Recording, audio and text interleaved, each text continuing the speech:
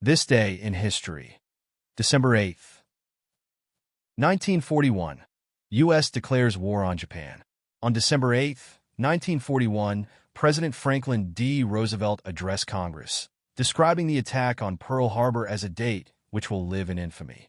The assault by Japanese forces destroyed much of the U.S. Pacific Fleet, killing over 2,400 Americans and wounding more than 1,000. Congress swiftly approved Roosevelt's request for a declaration of war, bringing the United States into World War II. 1980. Assassination of John Lennon. At 10:50 p.m. outside the Dakota in New York City, John Lennon was fatally shot by Mark David Chapman, who had waited hours for the musician's return home. Earlier that evening, Lennon had signed an album for Chapman, unaware of his intentions.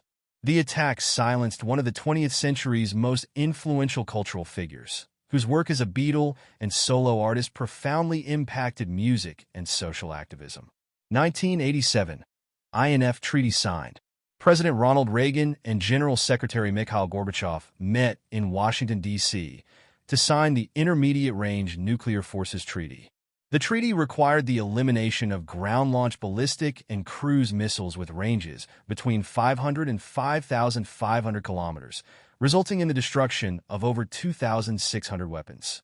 This was the first arms control agreement to mandate the physical elimination of an entire category of nuclear weapons and included provisions for on-site inspections to ensure compliance. 1991.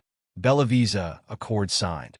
In a secluded Belarusian forest, leaders of Russia, Ukraine, and Belarus secretly signed the Belavisa Accords, formally declaring the Soviet Union's dissolution.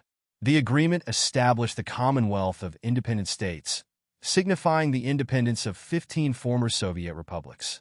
This pivotal moment marked the end of a global superpower and drastically shifted international relations, ending the Cold War. 2012. Johnny Manziel wins Heisman Trophy. Johnny Manziel, quarterback for Texas A&M, became the first freshman to win the Heisman Trophy after a record-breaking season. He amassed 4,600 total yards and 43 touchdowns, including a stunning upset of then-number 1 Alabama. His dynamic performances earned him the nickname Johnny Football, making him a cultural phenomenon and redefining the impact of young players in college athletics. Share your thoughts in the comments. For more history, subscribe, like, and share.